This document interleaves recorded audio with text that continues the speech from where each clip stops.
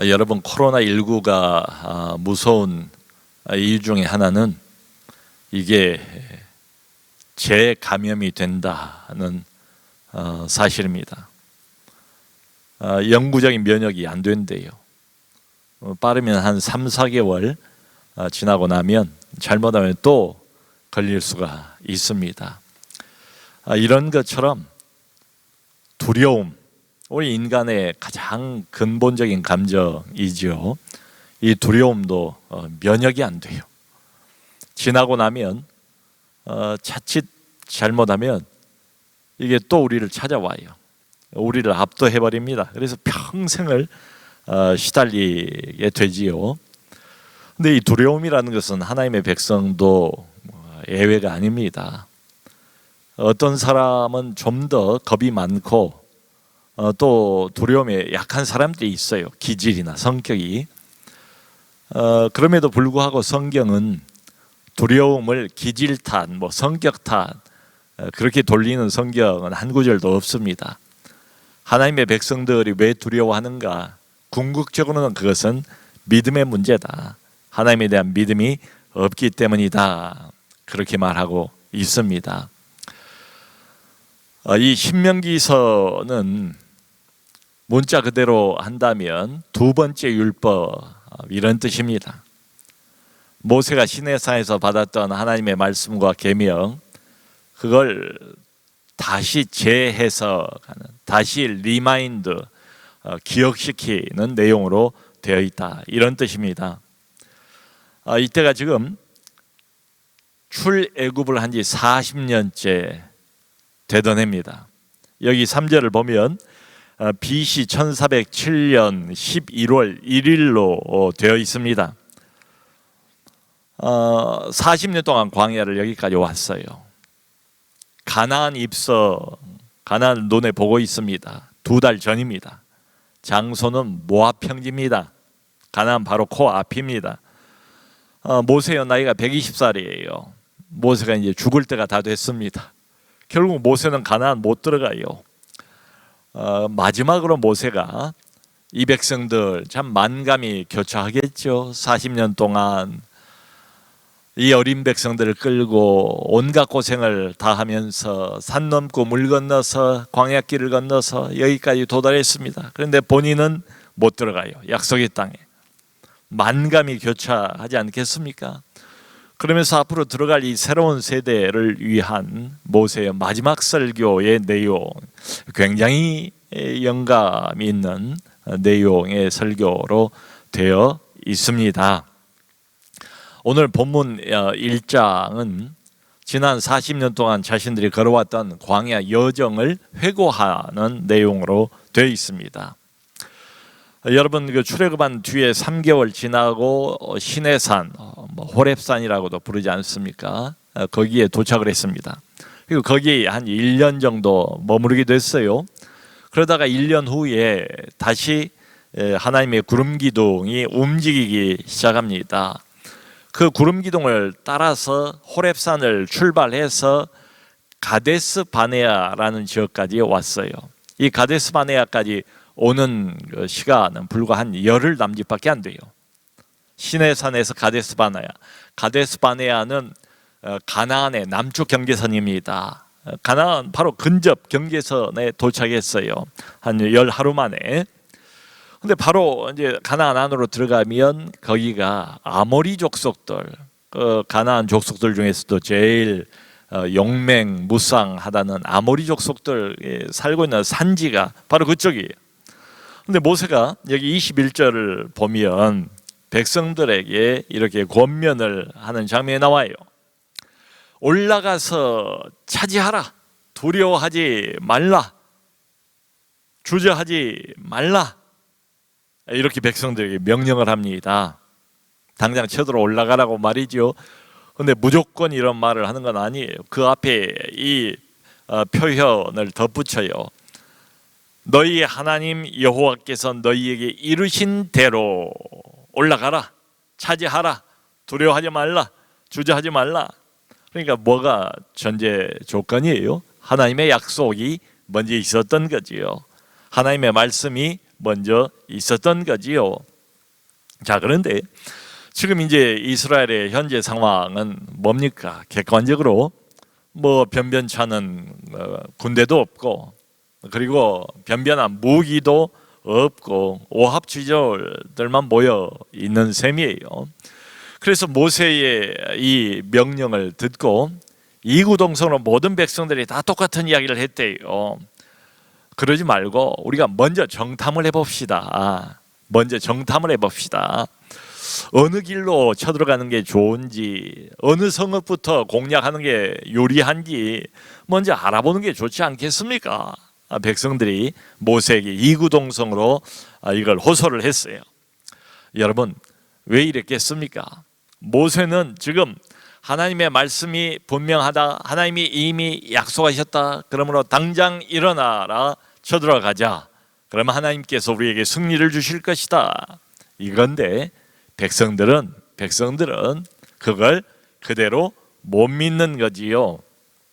언뜻 보면 이 백성들의 이야기가 훨씬 더 이성적이에요. 훨씬 더 상식적입니다. 그렇지 않습니까? 지금 형편을 보면 객관적으로 이렇게 열악한 형편 중에서 어떻게 저 강대한 아모리 족속을 무찔러 갈 수 있단 말인가, 이런 생각이 들지요. 여러분, 오늘날도 비슷한 것 같아요. 하나님의 말씀을 그저 하나님의 말씀대로 곧이곧대로 믿는 사람, 이 사람은 좀 순진해 보이지 않습니까? 좀 이게 이성이나 상식에 어긋난 것처럼 보이는 경우들이 굉장히 많아요. 교회 안에서야 믿음이 최고라고 하지만 당장 이 차가운 세상 바깥으로 나오면 세상은 다르지 않습니까? 세상은 약육강식의 한복판 아닙니까? 세상 물정은 교회 안하고는 달라요. 그러니까 좀 믿는다 하는 사람들이 세상 물정 전혀 모르는 것처럼 이렇게 나올 때 참 답답해 보이기도 하지요. 세상은 그렇게 생각처럼 만만한 것이 아닙니다, 이런 말을 해주고 싶지 않습니까? 그저 교회 안에서는 그게 통할지 몰라도 무조건 믿음 한다고 해서 다 되는 게 아니다. 그러니까 지금 모세에게 돌다리도 우리 두들겨 보는 게 낫지 않습니까? 그러므로 먼저 정탐을 해봅시다. 여러분, 항상 이런 상식적인 말, 인간적인 말, 이게 더 듣기에 설득력이 있지요. 네, 문제는 이게 하나님의 약속이나 하나님의 말씀하고는 어긋난다는 사실입니다. 인간적인 접근, 세상적인 접근 훨씬 더 어필해요. 가슴에 와닿아요. 내 귀에 와닿아요. 더 상식적이에요. 합리적이에요. 이 말이 맞는 것 같아요. 그래서 그 말을 가만히 귀를 기울이고 있으면 설득력이 있습니다. 그런데 하나님의 약속의 말씀하고는 다르다는 사실입니다. 그래서 모세가 각 지파별로 한 사람씩 뽑아가지고 12사람 정탐꾼을 에스골 골짜기로 보냈습니다. 아주 비옥한 기름진 땅이에요. 에스골 골짜기. 12명이 40일 동안 정탐을 샅샅이 하고 난 다음에 그 땅의 소산물들을 가지고 돌아왔어요. 돌아와서는 모든 백성들 앞에서 보고를 하지 않습니까? 거긴 포도 산지입니다. 너무너무 포도 농사가 잘 되어가지고 포도 알맹이가 얼마나 굵은지 포도 가지를 꺾었는데 그 포도송의 가지가 너무 무거워서 한 사람이 들지를 못했대요. 두 사람이 막대기에 끼어가지고 포도 가지를 들고 올 정도였으니까 말이지요. 그러면서 이 12사람이 이렇게 보고를 하는 겁니다. 여호와께서 우리에게 주시는 땅은 정말로 좋은 땅입니다. 좋은 땅입니다. 그건 분명합니다. 그런데 문제가 있습니다. 거기 살고 있는 그 백성들은 우리보다 훨씬 더 장대한 백성들입니다. 성읍들은 크고 성곽은 하늘에 닿았고, 그리고 거기에서 우리는 아낙 자손을 보았습니다. 우리 눈으로 목격을 했습니다. 이 아낙 자손은 말하자면 거인 족속입니다. 천하장사들입니다. 우리가 해볼 수 없다, 이런 말이지요. 이런 12사람이 정탐꾼 중에서 여호수아와 갈렙 빼고 10사람의 정탐꾼들은 이구동성으로 본인들이 먼저 두려움에 질려버렸어요. 가서 땅 좋은 것도 눈으로 봤지만 그 땅이 성읍이 난공불락의 성읍인 것도 눈으로 봤어요. 그 땅에서 살고 있는 사람들이 얼마나 기골이 장대한가. 거기에 비하면 우리는 메뚜기 같은 사람들이다. 이런 표현도 하지 않습니까? 다른 성경을 보면 눈으로 보고 겁에 잔뜩 질려서 두려움에 가득 찬 채로 돌아와 가지고는 그걸 그대로 백성들에게 전달을 시키는 겁니다. 이런 보고를 들은 백성들 반응은 어땠습니까? 올라가려고 하지를 않아요. 하나님의 명령을 그래서 결국 거역합니다. 꼼짝달싹 안 하고 집 밖으로 나가지 않고 장막에 그대로 머물렀대요. 한 걸음 더 나가서 원망하기 시작합니다. 뭐라고 원망을 하는가? 여기 성경에 잘 나왔어요. 하나님이 우리를 미워하시는 것이다 이건. 그래서 아모리 족속의 손에 우리를 넘겨서 멸하시려고 애당초에 40년 전에 애굽 땅에서 우리를 여기까지 인도하신 것 아닌가? 막 일파만파로 불평 원망이 전 백성들에게 퍼져나가기 시작했습니다. 여러분, 좋은 이야기는 전념성이 좀 낮은 것 같아요. 근데 나쁜 이야기, 부정적인 이야기, 이런 건 금방 또 퍼지지 않습니까? 전 백성이 이게 쫙 퍼졌어요. 못 올라간 건 그렇다 할지라도 이거 좀 지나친 해석 아닙니까? 하나님이 우리를 미워하시다니요. 그래서 40년 전에 우리를 아모리 족속에게 넘겨서 40년 후에 아모리 족속 손에 넘겨서 우리를 죽이려고 그렇게 내다보시고 그렇게 마음을 먹고 우리를 애굽 땅에서 건져내셨다. 이게 말이 됩니까? 자기들이 믿음이 없다는 이야기는 안 해요. 자기들 탓을 하는 것은 전혀 눈 씻고 찾아볼 수가 없고 하나님 원망을 하기 시작합니다. 그러니까 한마디로 땅 자체는 되게 좋은 땅이라는 거예요. 그런데 우리는 올라가 봤자다, 싸워봤자다, 절대로 이길 수 없다. 지레 겁을 먹는 겁니다. 두려움에 가득 차버리니까 시도조차도 안 해요. 하나님의 말씀은 다 잊어버렸어요. 자, 여러분, 그런데요, 문제는 객관적으로 보면, 인간적으로 보면, 상식적으로 생각을 해보면 이 사람들이 맞아요. 그들은 강해요. 객관적으로. 우리는 한없이 약해요. 이게 맞는 말이에요.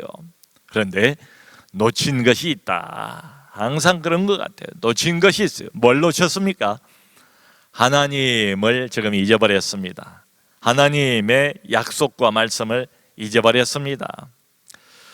여러분, 오늘날도 하나님의 일, 교회의 일 탄탄대로로 하나님께서 쭉쭉 뻗어나가도록 그렇게 준비해 놓은 길은 없어요. 저도 해보니까 하나도 없더라고요. 난관이 많아요. 어려움이 많아요. 그래서 하나님 나라의 일을 하려고 할 때 항상 어떤 목소리가 들리는가 하면 바로 이 목소리가 들려요. 두려움에 가득 찬 목소리. 그런데 인간적으로 훨씬 더 객관적인 듯한 목소리, 더 상식적이고 더 합리적인 것처럼 들리는 이 목소리. 그래서 이것저것 그냥 생략해버리고 그 목소리만 들으면 더 설득력이 있어 보이는 그 목소리, 지금도 여전히 우리 귀에 언제든지 들려올 수가 있습니다. 여러분, 이번 주 지난주인가요? 우리 교회 이제 새로 시작한 은수저가 있지 않습니까? 은혜가 있는 수요일 저녁, 줄여서 은수저. 참 재밌더라고요. 근데 지난주에 누가 나왔는가 하면 우리 교회 이제 25주년이 되지 않았습니까? 그 25년의 역사를 알고 있는 두 사람이 나왔어요. 부자지간인데요. 우리 은퇴 장로님 한 분하고 그 이제 아들 되는 집사님 두 분이 나와서 함께 이제 인터뷰를 하고 대담을 하는데, 25년 동안 하나님께서 어떻게 여기까지 남수로 은혜교회를 인도하셨는가, 그 역사를 아주 그때 당시에 사진을 보면서 흥미진진하게 비하인드 스토리를 말씀을 해 주셔서 참 흥미로웠습니다. 감동적이었습니다. 안 보신 분들 꼭 한 번씩 보시기를 바랍니다. 그러니까 한마디로 강남 한복판 이 땅에 여기에 자피아 전문학교, 장애인 학교를 25년 내에 세운다는 것은 전혀 불가능한 일이었다. 객관적으로 말도 안 되는 일이었다. 상식적으로 합리적으로 불가능한 일이었다. 바로 이 옆에 있는 아파트로부터 시작해서 주민들의 반대가 너무 심했다는 거예요. 주민들이 프랑카드를 들고 괴로움을 많이 당했죠. 원로 목사님 멱살 잡히기도 하고 장로님들 끌려가기도 하고. 그런데 정말 기적 같은 일이 일어나기 시작했다는 겁니다. 원래 강남구청 소관이었는데 그게 갑자기 서울시 소관으로 바꿔진 거예요.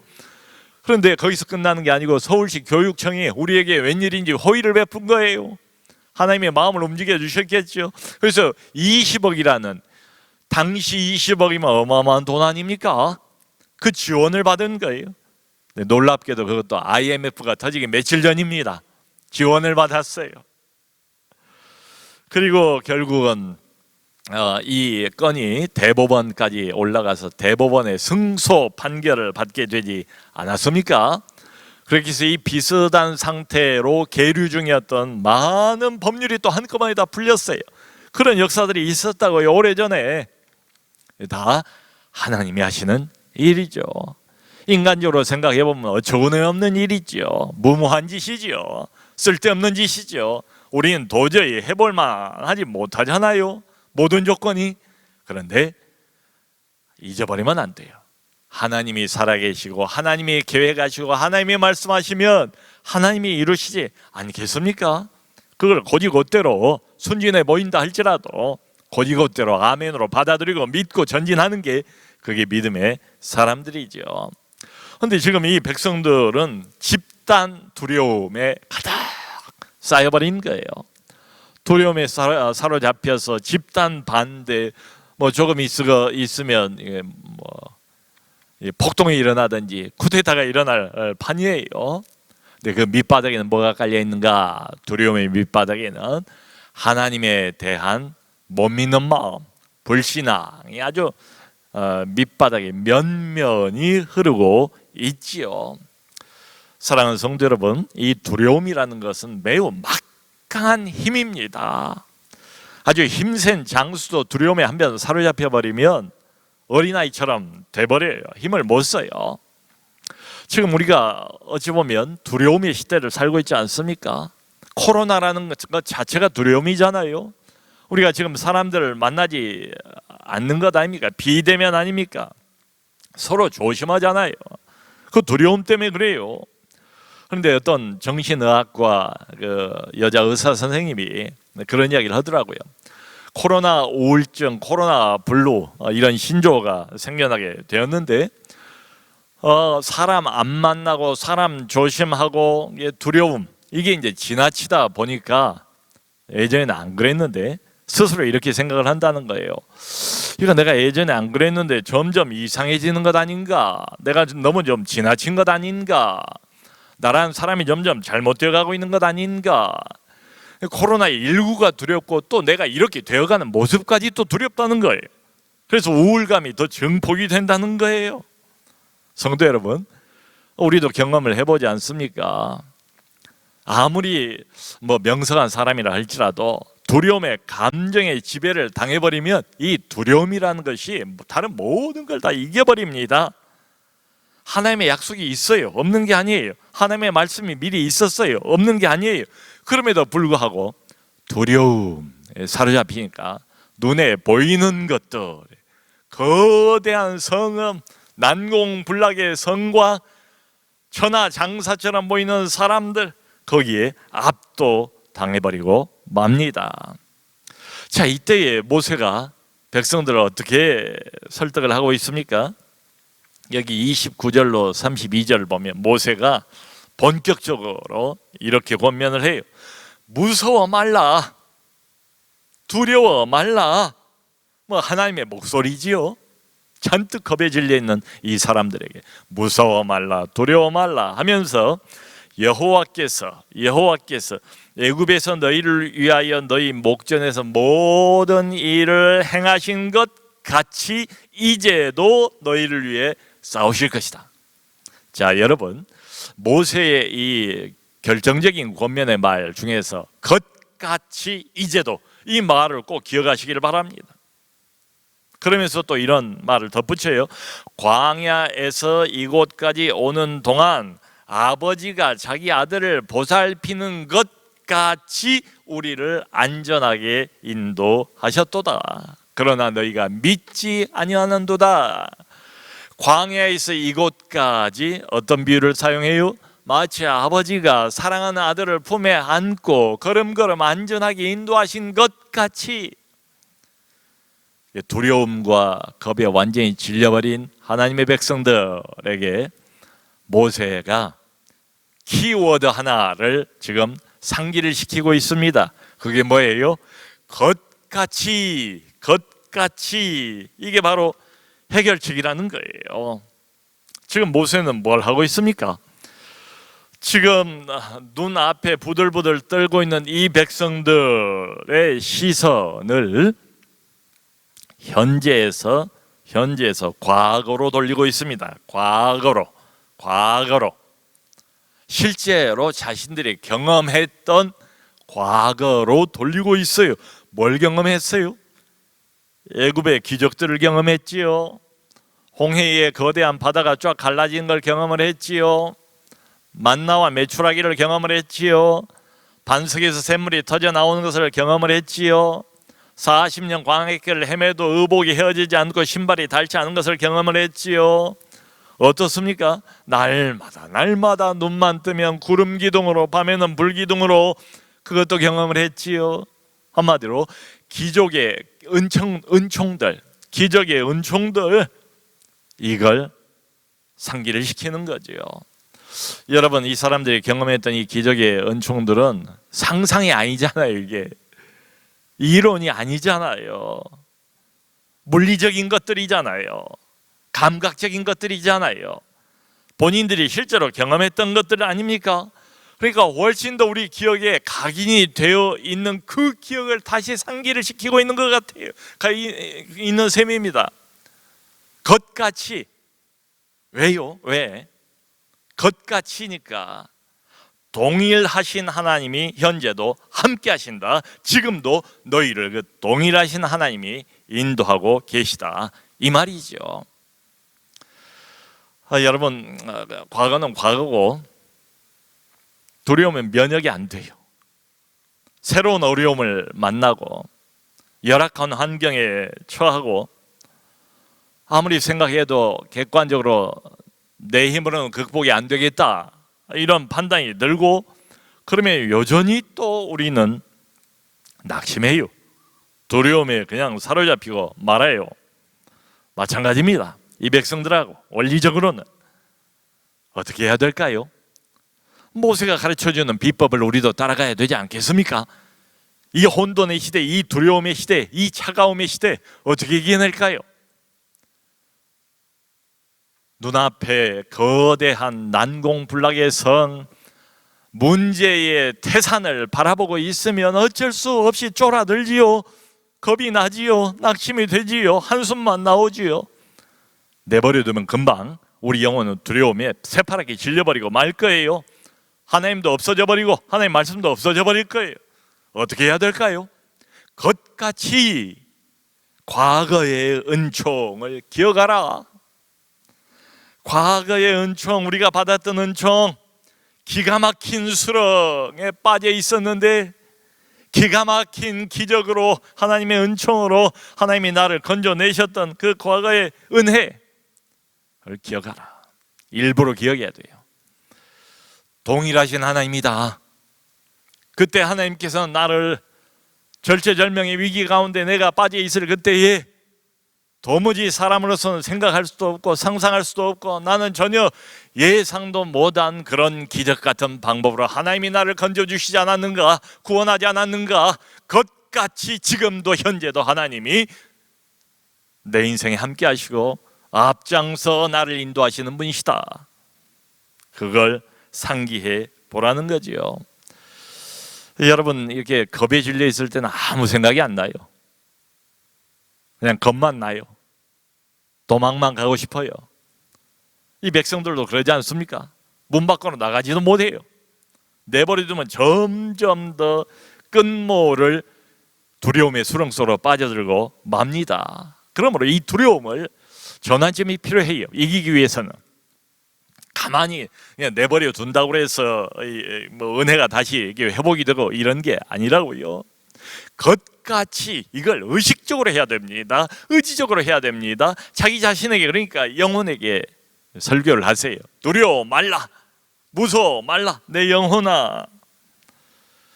이 코로나19 시대에 조금만 방심하고 내 영혼을 내버려 두면 우리는 이런저런 두려워할 만한 이유들이 너무 지금 많아요. 금방 두려움에 압도당하고 말 겁니다.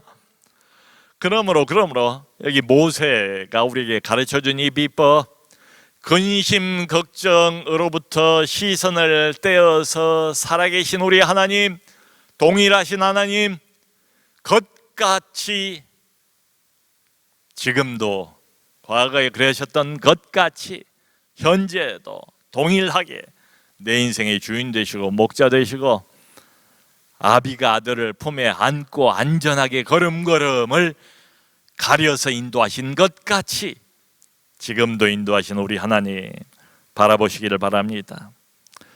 내 인생 여기까지, 여기 모세 말대로 한다면 광야에서 이곳까지예요. 광야 인생을 우리 지나가고 있습니다. 광야에서 이곳까지 너희 하나님 여호와가 너희를 어떻게 인도하였는가를 기억하라. 사실 생각해 보면 지금 이것보다 더 훨씬 큰 어려움도 있지 않았습니까? 많은 경우에 그 어려움도 다 이겨내게 하지 않았습니까? 우리 하나님께서 내 힘이었습니까? 내 지혜였습니까? 나를 돕는 누구 어떤 사람이었습니까? 이 모든 것들을 움직이시는 우리 하나님, 아비가 아들을 아는 것 같이 광야에 정갈도 많고 모래폭풍도 있고 가시나무도 있고 험하고 거친 길 투성이지만 살아계신 여호와 하나님께서 구름 기둥으로 불 기둥으로 날이면 날마다 만나로 우리 배를 채우시면서 반석을 쳐서 샘물을 내시는 이 기적을 사용하시면서 우주를 움직이시는 무한한 능력을 나 한 사람을 위해서 사용하시면서 내 인생을 여기까지 인도하시지 않았는가? 광야 인생 여기까지 하나님이 인도하신 것 같이 이보다 더 큰 어려움도 이기게 하신 우리 하나님, 동일하신 하나님이신 줄로 믿습니다. 여러분, 이렇게 보면 우리 하나님의 백성들의 문제는 사실은 똑같아요. 힘의 문제가 아니에요. 지금 뭐 군대가 많고 적고의 문제가 아닙니다. 돈의 문제도 아니에요. 결국은 믿음의 문제다. 하나님의 백성인 한 하나님께서 내 인생을 붙들고 있고 하나님이 내 인생의 주인인 한 모든 하나님의 백성들의 궁극적인 문제는 믿음의 문제다. 믿음의 문제. 하나님을 믿어드립시다. 과거에 나를 인도하신 우리 하나님, 상상할 수도 없는 어려움 한복판을 통과하게 하신 것 같이 이제도 동일하신 하나님께서 내 인생을 붙들고 계시다, 앞서 행하신다, 그리고 안전한 길로, 선한 길로 인도하신 하나님의 것을 기억합시다. 모쪼록 이 믿음을 잃지 마시고 믿음으로 승리하는 우리 모두가 될 수 있기를 주님의 이름으로 축원합니다.